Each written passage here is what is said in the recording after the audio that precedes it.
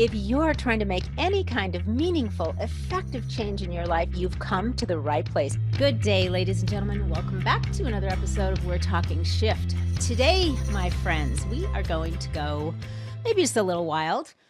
Just stay tuned, and pretty soon that will make perfect sense to you. As always, throughout this episode, we are going to lay more health shift on you, and we're going to lay it on thick so that you can continue to up-level your health. I hope that you are all feeling very energetic today because my guest is always full of energy and he drops wisdom bombs as fast as you can absorb them. So buckle up and let me tell you a little bit about Mr. Eric Edmeades.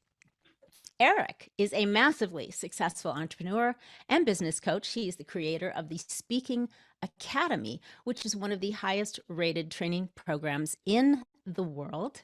He is also the founder of WildFit, which is Eric's flagship health program. WildFit is the most effective health transformation program on the market and has consistently been one of the highest rated programs on the Mindvalley platform. So without further ado, Eric, welcome to We're Talking Shift. Hey, Loree, really glad to be here. I'm excited. Good. Well, I'm excited to have you. I know that you are quite the world traveler and you are a very busy man. So I'm super excited. I've been wanting to have you on the show for quite some time. I ran across you, gosh, I don't know, maybe 4 or 5 years ago when I was watching a masterclass on Mindvalley. So there you have it. A little history. That sounds cool. So I want to talk a lot about, obviously, about health. That's always up for me, but it is seriously up for the entire world right now. And I've been watching a lot of your posts recently on Twitter, especially. And I think very interesting. I think it would be fun to kick this off talking a little bit about sugar.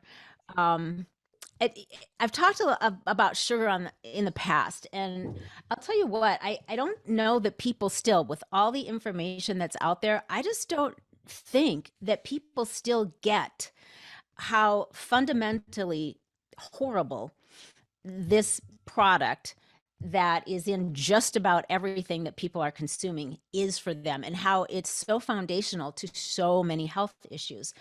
I remember in about the mid 80s, when my children were babies, I read a book called Sugar Blues by William Duffy. I don't know if you ever heard of it, but that little book, Sugar Blues, changed my world.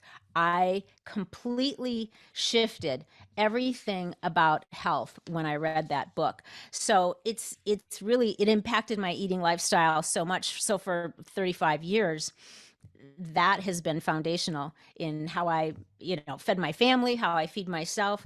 And so it's just always been up for me. And you recently put out a pretty lengthy and very compelling post about sugar that, of course, got my attention. It really spells out a lot of the factors that most people are unaware of. And I think it would be fun to touch on them. And by the way, so many oddly interesting responses that you got to that post. I was reading through some of them and I was like, first of all, it's amazing how many people don't actually really read what you put out. It's like they see 2 words and then they respond to something that almost has nothing to do with what you just said. But that aside, let's talk a little bit about like, let's start with how the food industry has really hijacked, for profit, just everything that is pretty much out in the market in the stores. And you talked about a study and the hit piece on fat. I think those would be really great places to just dive into. Yeah, so I think my first comment on sugar is I think you're absolutely right. People learn that it's not good for them, but on some level, they don't care. And I think one thing for people to remember is that there's a couple of really important things to remember. The one is that your brain isn't the only source of thoughts. Your entire biome is basically a big democratic process, and so when you are eating lots of carbohydrate foods, you are changing your biome, you're changing your gut biome particularly, and you are breeding more sugar voters. And so the more carbs you're eating, the more craves you're stimulating. And so you can take somebody who's very like carb addicted and you can tell them all the stuff and they can know it and they can understand it and they can intellectualize it. But at the end of the day, the population is going to vote and it's going to keep voting for sugar until something radical really changes. And the food industry knows that. They know that, and of course they use sugar to boost their profitability. They use it very effectively. It's addictive. It triggers cravings. It stimulates appetite. So it's brilliant if you think about it. I mean, I don't think there's any one single evil person working in the food industry. I think that capitalism and food production don't really marry well together. You know, and I'm a capitalist. I just don't think that they marry well. In the same way that capitalism and pharmaceutical development isn't really ideal in a lot of ways. So, so I think there's that. But the particular tweet that I wrote, which is funny, I don't really, I pay more attention to Facebook and Instagram. But this last year during the pandemic, I started messing around on Twitter, and that thing that I wrote was by far the most popular thing I've ever written on Twitter. But you're right, the replies were all over the place. And generally when I'm on social media, I gauge, I never write thinking, oh, I'm going to lose followers or I'm going to gain followers. I don't care. I'm just sharing what I'm sharing and so on. But the one thing I do notice is that if I have people attack me from both extreme ends of the position, I'm very happy. I'm very encouraged by that. And, you touched a nerve. Yeah, exactly. And you've touched a nerve and you've triggered the extremists. And you know, one of my little silly favorite pocket expressions is that if you can't see the extremists at both ends, then you are one. And you know, because you should be able to see them off to your left and off to your right. And if you can't, then there's a problem. So that post triggered a lot of people because, of course, what you ended up with is the post, for example, mentioned that if you ate properly, then you'd have a more robust immune system. So, of course, the pro-vaxxer people attacked me and said, you're talking about anti-vax. But then in another place, it says that if you are going to get vaccinated, then you need to have the proper nutrition to make sure your vaccine works. And so now the anti-vaxxer people are hating on me and all this stuff. But the truth of it is, and unfortunately, I have one friend of mine, like a loose friend of mine that I've done some consulting work for, and she saw the thread and wrote to me and said, the last thing we need is another conspiracy theory. And I wrote to her and I go, there's nothing in here that's a conspiracy theory. I simply have reported facts. Like there's no conspiracy theory in it. So the short version, as you know from the tweet, is that in the 50s, the prevailing science at the time indicated that the upsurge in heart disease was probably related to sugar consumption, that it was definitely correlative and probably strong enough correlation to suggest influence. And the sugar industry saw that for what it was, a comet. I mean, it was dangerous to them. They knew that if that information got out, it was dangerous. And so they engaged the services of two Harvard researchers to conduct a study. And I hate air quotes, but there's no other way to say study in that context. It wasn't a study. And what they did is they framed fat. They basically took all of the harm that was being caused and blamed fat for it. And the part that I love most about that tweet series that I did was that there's a direct quote in there from a guy named Haas, who was the president at the time of the Sugar Growers Association. And he was speaking at the Beet Growers Association conference. And he laid it out. He goes, the new science indicates that the arterial blockage is being caused by cholesterol and heavy fat. And now that this science has come out, you know, people are going to surrender their fat calories to the carb industry. And so we're going to have a huge upswing. I mean, he spells it out. But the part that he never tells anybody is that they bought the study. He doesn't mention that part. And of course, you know, we're now living with two really important and dangerous legacies as a result of that. A huge upswing in sugar intake. Sugar intake at the turn of the 18th, as we went into the 1800s, was at about 4 pounds per American. By the turn of the 1900s, it was 40 pounds per American. And now it is 154 pounds per American. And no one American notices that happening because it happens slowly across the generations. If you were to, can you imagine taking somebody from 1700 and feeding them any of what we eat? They'd spit that shit out. They'd be like, what the hell? It's like so sweet. But equally, can you imagine taking somebody from today and taking them back to 1700 and having them eat that food? They'd be like, it would have no flavor to them because their taste buds have been so bombarded. So that's legacy number one. Hijacked. That's legacy number one. And legacy number two is that same study formed the substrate of the low fat movement. and the anger Yes. toward fat, which of course created Crisco and a bunch of fake fats, and had people remove one of the most important nutritional, one of their most essential nutrients out of their diet, the healthy fats.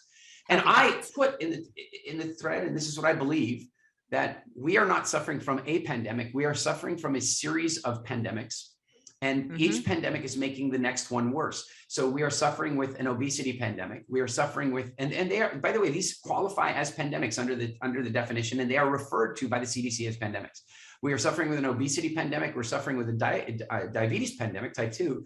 And here's what we know: 90% of the people that are succumbing to COVID-19 are dealing with those diseases. In other words, we really just have a serious obesity and diabetes pandemic that the COVID virus is taking advantage of.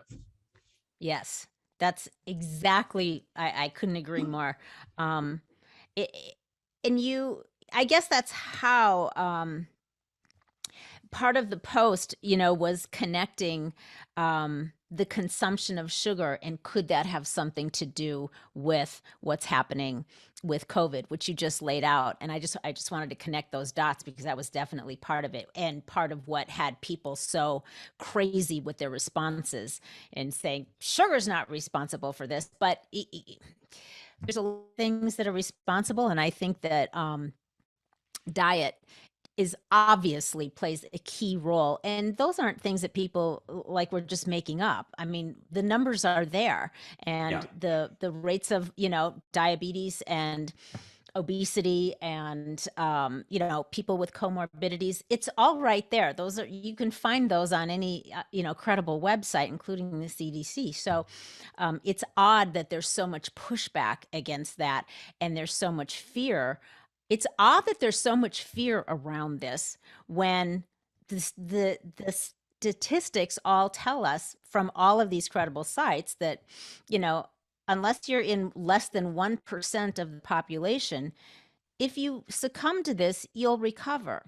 You may be uncomfortable to some degree, depending on, certain factors, but you're going to be okay. So it's such a hot button topic. And I think people have been whipped into such a state of frenzy and fear that some sense of logic and common sense just isn't factoring into a lot of people's willingness to consider what's going on and what they can do for themselves to, manage and navigate through this weird phase that we're in.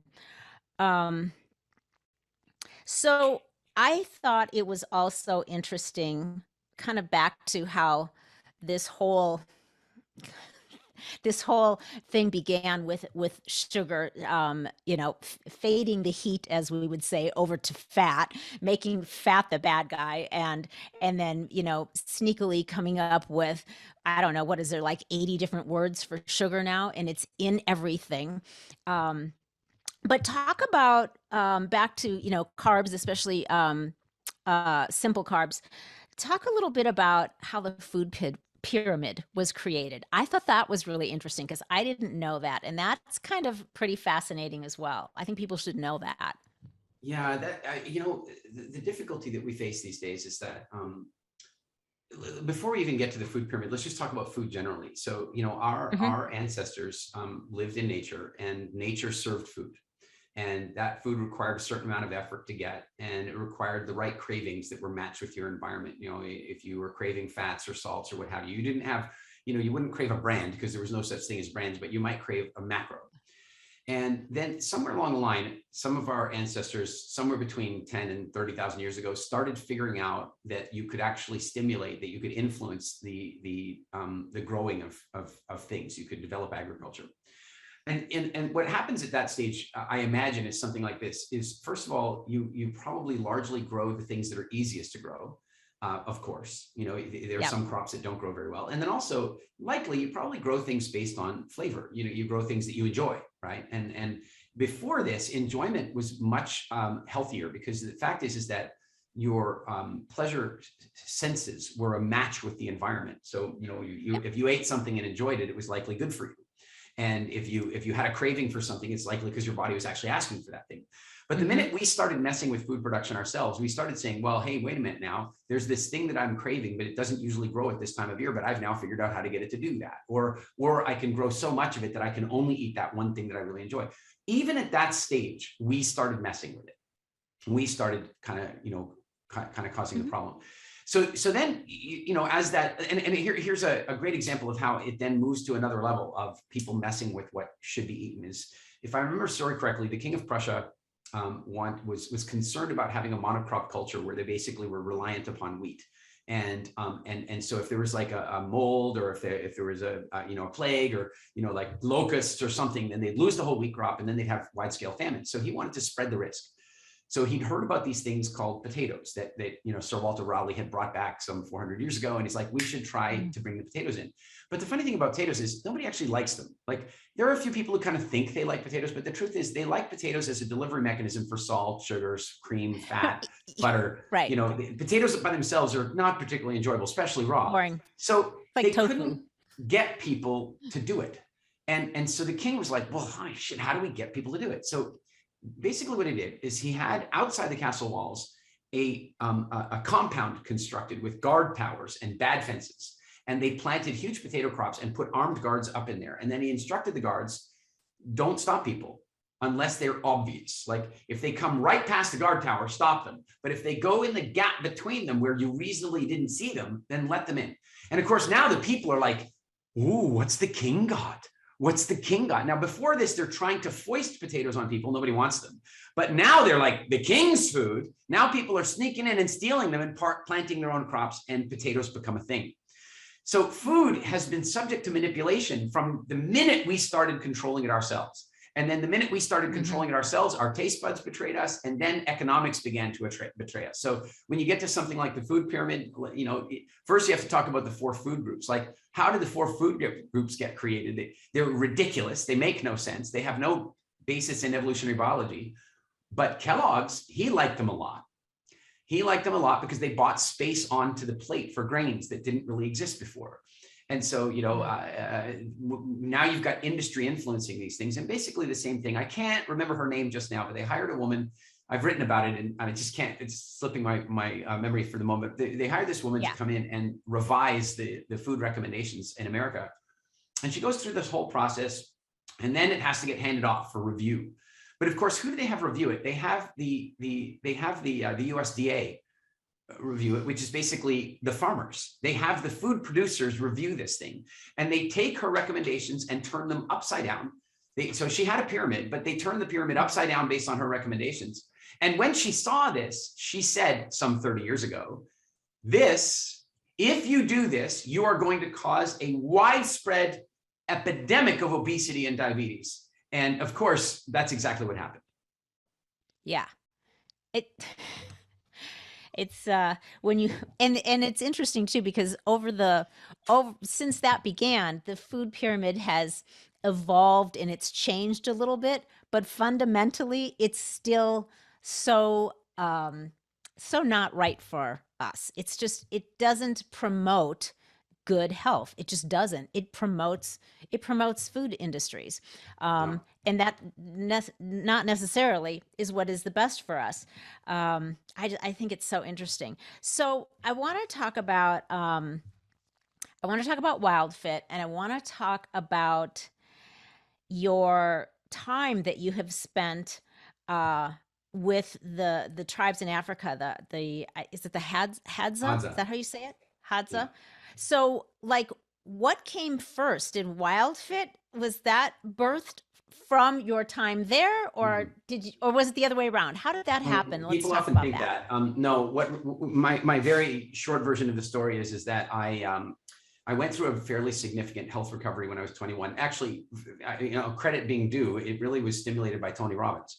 I went to one of his seminars, and he did a health day. And by the end of that health day, I sat down with a couple of my friends that worked for him, and I agreed to do a 30-day challenge where I would remove some things and add some things and change some things.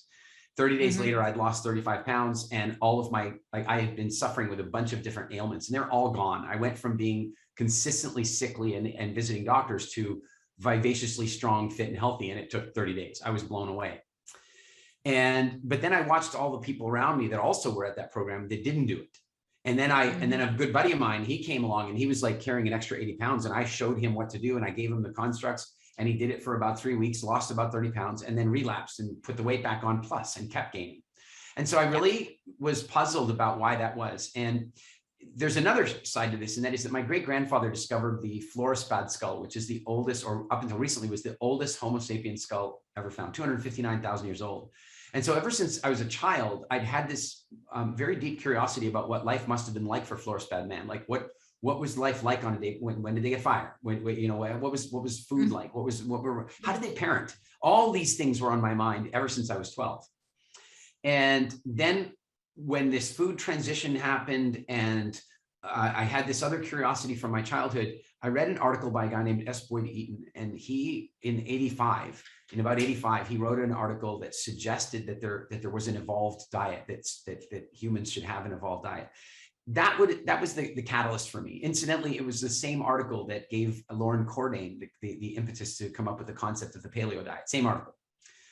And so that was the beginnings of WildFit. But you see, what I struggled with at that point is, first of all, Loree and Cordain, for example, is a doctor and 20 years older than me or what have you. And I was a kid and not a doctor, and I didn't really know what to do with this information. I felt like I was standing on top of a gold mine of incredible information. But what right did I have to try and share it with the world? And also I started looking at books that were available, and I realized like they don't work. In fact, I had this realization that if ever a diet book had ever worked, there wouldn't be any more. Like it would be done. But the fact is that they don't. And so I started trying to write a book, but then I was like, I don't want to just write another book. I want to figure out a way to actually help people. And the way that happened was about 10 years ago. I was teaching business. I had toured, funny enough, in full circle, I got invited to teach business at Tony Robbins seminars. It was the weirdest circle completion. And here I am, touring around with him. And that gave way to me being invited to do a lot of business lecturing around the world. And then a lot of my business clients would say, how do you live like this? How do you have all this energy? How do you not get sick? How do you not do jet lag? And that's when I started teaching it again. But again, I got frustrated by this. And that is, and I'm sure you've seen this a lot, we all have, here's what you need to do to fix the pain you're in. But then they don't do it. Right.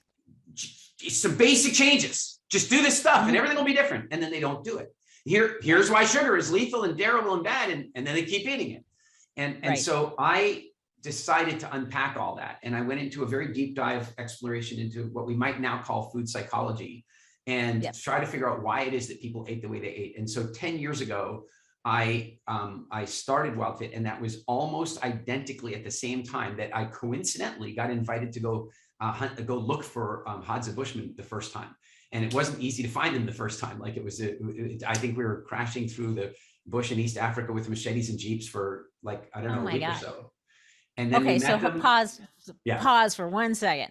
Yeah. So, I'm going to ask you at some point to share a going rogue story. So I don't know. I just feel like going to find elusive Bushmen in Africa might be a going rogue story. Or do you have something else in store for me later? It's not that rogue. I mean, I was invited to do it. And I think that I have gone rogue a few times now where I've actually gone to live with them which is quite a thing. Like I don't take food with me, and I'm living their lifestyle, and that's a pretty, but I'll tell you that for me, the biggest going rogue was happening that same year. And that was when I made the decision to formally start coaching people when I had no credentials. I wasn't a doctor. I wasn't a nutritionist in the traditional sense of the word, in a sense. I didn't have a piece of paper. I didn't have a little gold stamp. And that to me was largely going rogue. And frankly, it freaked me out for a long time, because I always knew that the worst, if it didn't work, no big deal. But if it did work, then I'd get attacked. I'd get attacked for not having the credentials and all that sort of stuff. And I remember talking to a business coach, and we were doing quite well. WildFit was a little hobby business. I was doing very well teaching business, but hobby from a hobby perspective, WildFit was doing very nicely. But I shared these concerns with this business coach, and she was sort of like this intuitive business coach. And she goes, you got to stop worrying about that. You may as well. It's either going to happen or it isn't going to happen. But she goes, I've seen the results you're creating for clients. And so it's only going to be a matter of time before doctors come to you looking for training. And the minute that begins to happen, then you're going to be able to let go of this. So you may as well just let go of it now. And I thought, this woman is nuts. Like, no doctors coming to me looking for training. Well, I can tell you now, we have something like 400 or 500 coaches around the world. And I would say that something like 15 or 20 of them are medical doctors. A bunch of them are chiropractors. A lot of them are nurses. Like we have, that's exactly what has happened. And that's because we get results. So that was probably one of the more rogue things that I've done in my life, is actually making the decision to do this. And I'm grateful I did.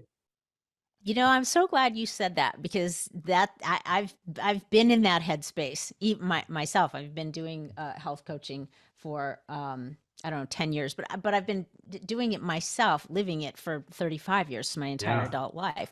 And so I've had, and even though I work with clients, I get results, but yeah, I'm not a nutritionist, I'm not a dietitian, I'm not a doctor. So sometimes those things still kind of rattle around your brain going, you know, who am I? It's a little bit of that imposter syndrome, I guess. I mean, I forge ahead anyway, but I can definitely relate. Yeah, I just do what I do, but I can relate to where your headspace there for sure. I had a really big turnaround moment, and it went like this: that there was a guy who signed up to do our coaching certification program. And so I got to know him and talk with him. And it turned out that he was a doctor, and that kind of surprised me. And he has 3 clinics in Southern California. And basically, one day he's driving to work and he stopped off at Starbucks to get himself his coffee to keep him awake for the commute. That did not keep him awake. He drifted off to sleep and he ended up in a pretty serious car accident. 2 days later, he's driving a rental car because his car's in the shop, stops off at Starbucks, picks up another large coffee to try to keep awake, falls asleep again, drifts off into the HOV lane. Luckily, nobody's hurt. But at this point, he's looking at his life and he's saying he's a doctor, he's running 3 clinics, he's 40 pounds overweight, he's hypertensive, he's type 2 diabetic, and he's on 5 medications. And he basically was asking himself, why am I even a doctor? And he went to the internet that night and he went to go talk to Dr. Google or something. But whatever happened, he ended up at one of my master classes with Mindvalley. And he watched the master class and he said, something about this makes sense. So then he came into the masterclass, went through our 90-day Wild Fit Challenge, went through that process and lost 40 pounds, reversed his type 2 diabetes, reversed his hypertension, and got off all 5 of the medications he was on. And he said that breathed life back into him as a physician, the ability to actually turn things around instead of prescribing chronic medication to people for the rest of their lives. And you know, at the point in time that happened, I thought back to what that business coach told me, and I saw it. Results are what matters. These days, you offer an opinion and some smartass is going to come along and say, what's your credential for that? What's your thing for that? And the only answer that I'm going to be able to come up with for that is there are plenty of people with plenty of credentials that don't know a damn thing about what they're talking about. And these days, results have to be the thing that matters. They have to be. I don't think Elon Musk has a degree in rocket science, as far as I can tell, but it seems to be working out okay. Yeah, exactly. That's such a good point, because you can walk through any doctor's office or a hospital, or visit a whole bunch of health coaches, social media, and you can see with your own eyes that they are not necessarily in the best of health. And you can see when you walk through the hospital that the staff, that they're not in good health. It's obvious. So, you know, all you have to do is look around and then decide who are you going to take health advice or guidance from. Yeah. And I think to your point, and I'm sure this is a massive part of your program, if you don't get people focused on their mental diet, whatever they start putting in their mouth is not going to have any long-term effect, which is why, you know, diets can't work. If you don't change what's going on up here in your head and your mental diet, the physical diet is only going to go so far, and it's not likely to remain successful, and you will revert back to what you've always done. So interesting. It is one of the ways that we describe that to people is that any diet that's predicated on your use, on your long-term use of willpower, is destined to fail. And the reason is that, and it's funny because now there's this whole thing of, oh, willpower doesn't work. Absolutely, willpower works, but it's a muscle that is targeted for a very specific purpose. And Yeah. the best example I can give you for this is willpower is the very thing that you use to hold your breath. Say, for example, if you're diving, you use willpower to hold your breath. You can use the willpower, but there will come a moment where the body will override the willpower because it believes that it needs to. And your body will do that even if you're underwater. It will force you to take an inward breath, even if you're underwater. So when people go on a diet using willpower, at some point, especially if they're doing some ridiculous calorie restriction rubbish, they're going to end up feeling like they're starving. Their body is going to take over and take an inward breath, in this case of a bird or something. But that willpower dieting model it has done more damage than I could measure. Mm-hmm. I agree. It's not a solution.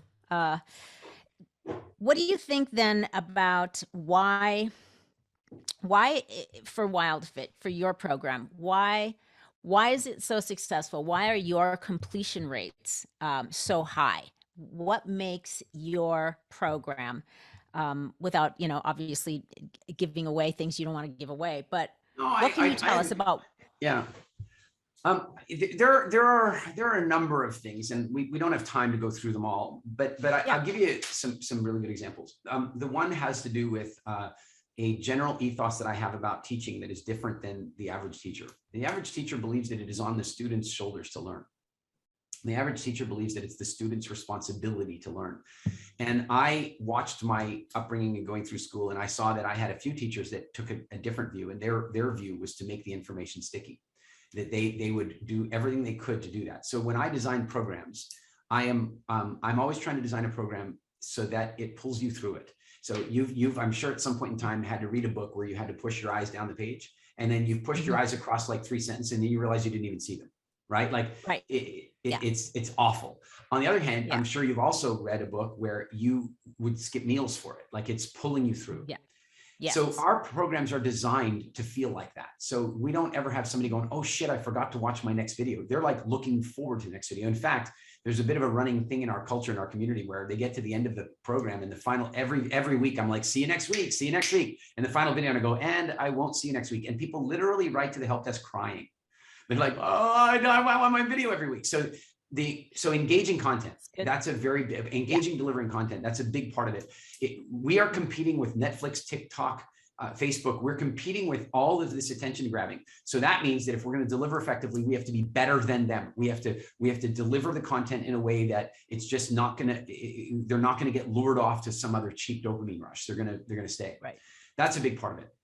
Another part of it is that there are some very big misconceptions about the way diet works around seasonality. People, even like people with tons of nutritional training, don't really understand that our ancestors evolved not only to survive seasonal fluctuation in nature, but to utilize them.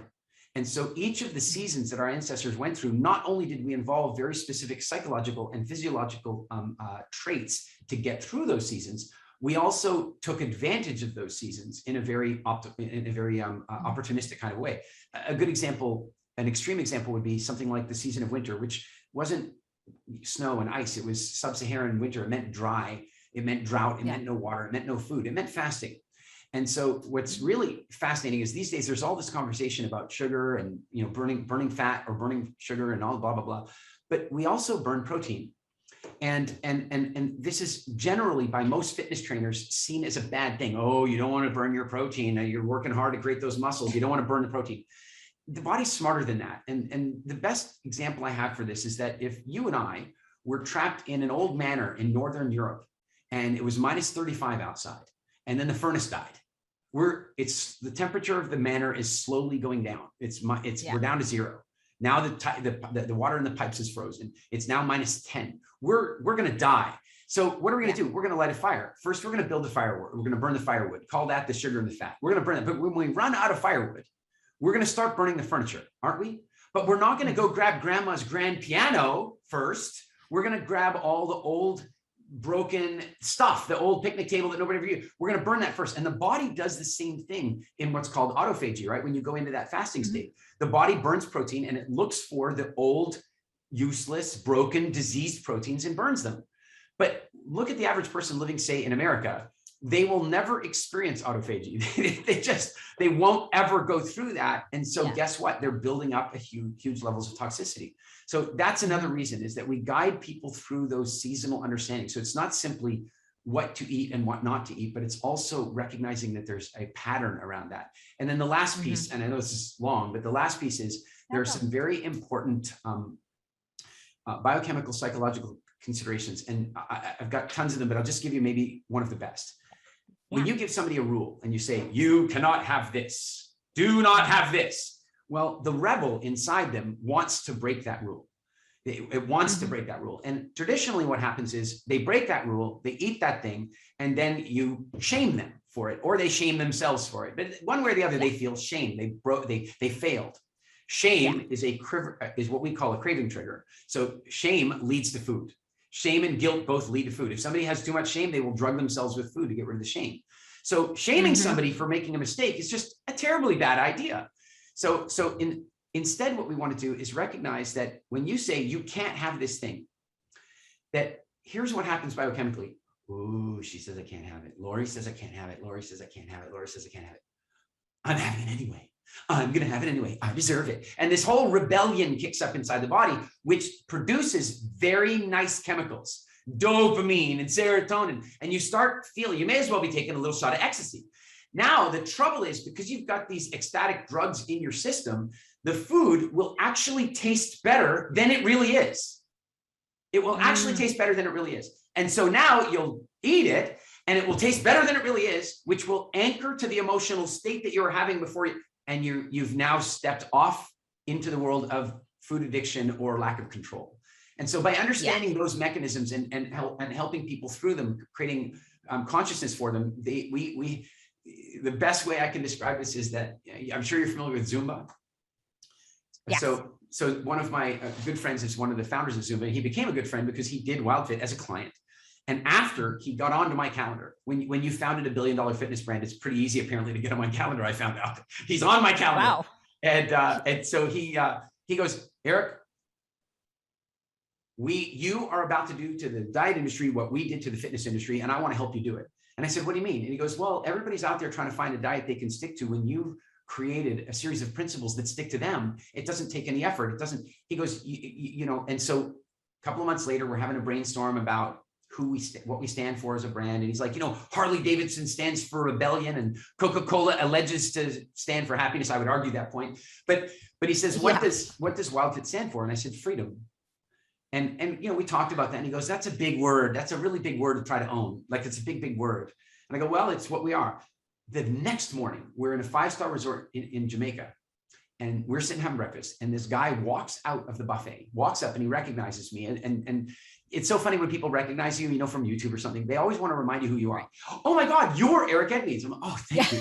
Right. I appreciate the reminder. And he goes, I just wanted to come over and thank you. And I said, what for? And he says, I want to thank you for my freedom. And I look at Jeffrey. I'm certain Jeffrey put him up to this after the little chat.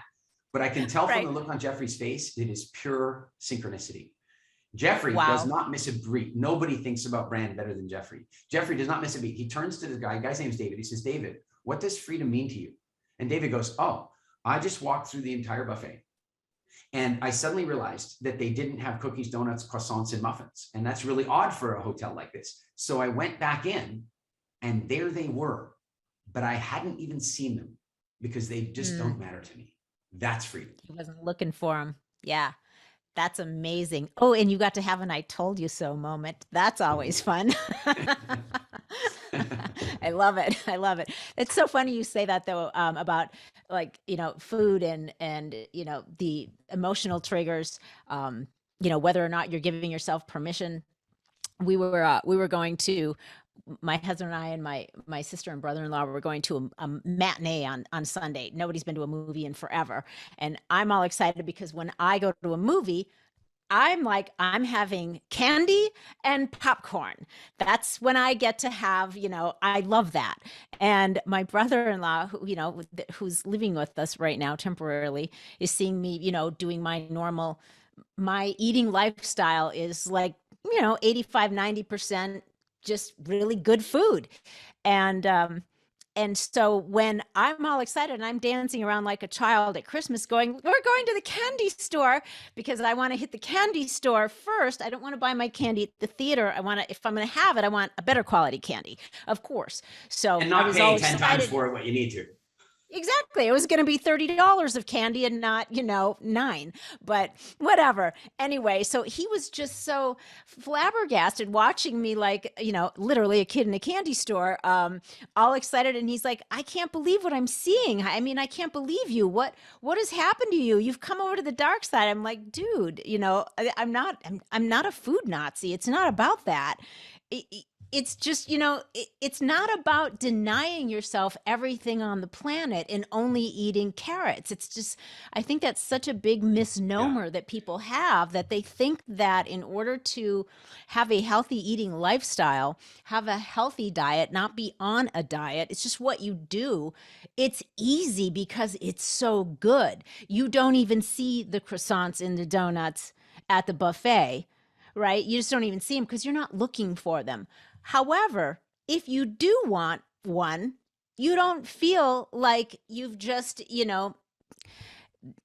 done something that you have to feel shame about. It's okay. It's right. It's the rules. It really is about freedom. When you realize that the biochemical response to food takes place before the food. Like, for example, even as you tell us the story about the popcorn and candy, you turn back into that little girl. You start producing the same chemicals in your body now. And the food's not even present, which shows that it was never the food that made us feel good anyway. It was the emotional nostalgia, the permission, the rebellion, something. And so when we have consciousness about that you're absolutely right. What we say about freedom is this: food freedom means you have the ability in your life to eat what you want, as much as you want, whenever you want, without shame or guilt. And it also means the ability to not eat what you wish you wouldn't eat without any feeling of regret or missing out. And because as long as somebody's feeling regret and missing out, they're going to give into that.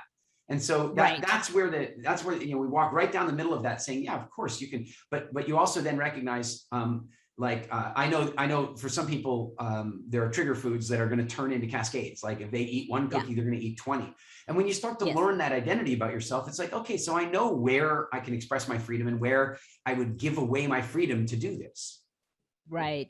That's a great way to put it, giving away your freedom. Because if you don't have control, then you're not free.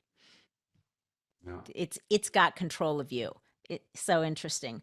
What do you mean? I heard you talking, I don't remember what I was watching, but I heard you talking about your theory called the evolution gap. Yeah, I'm writing about that extensively at the moment. Oh, okay. Tell us a little snippet. The evolution gap is it's just a fancy way of saying that I believe that evolution is a very slow process. Natural evolution by natural selection is a very, very slow process.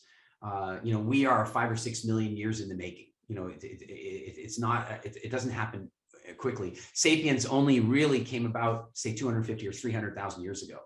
And so it's taken a long time to get us here. Evolution is a very slow thing. And evolution generally happens in relationship with the environment because of natural selection. So for example, somebody evolves through random mutation, evolves a trait. And if the natural environment accepts that trait as advantageous, then that trait will end up getting passed on and become part of the species over time. But it'll take many generations for that to happen.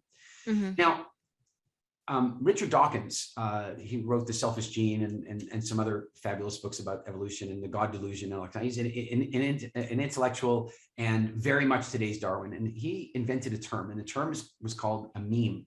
He was the guy who created the word meme. And when he created the word meme, it was meant to be a metaphor representing ideas or concepts in the social structure as a genetic, like as a gene. So basically saying an idea is born, and that idea is either going to live or die based on natural selection. And here's an ironic thing, a sort of ironic twist, I suppose. And that is that many of the people in his world shot this idea down, the science of memology, and basically, said it was pseudoscience, and it was a bad example, right? They didn't like it. But what's really crazy is the word meme is now fully accepted into our world. It is massively accepted into our culture, but it also doesn't mean what Richard Dawkins originally intended for it to mean.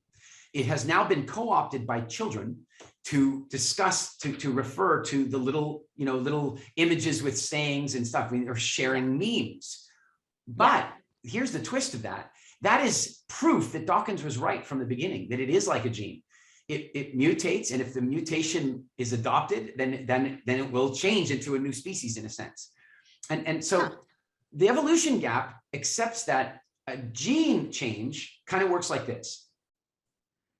An animal's born, it has a mutation. If that mutation is advantageous, that animal might have a breeding advantage and will pass that gene on to the next generation. And then that might have 4 children, and then those 4 children pass it on to another 3 children. And it's going to take thousands of years for that genetic mutation to make its way through the population, thousands of years. But a meme is different.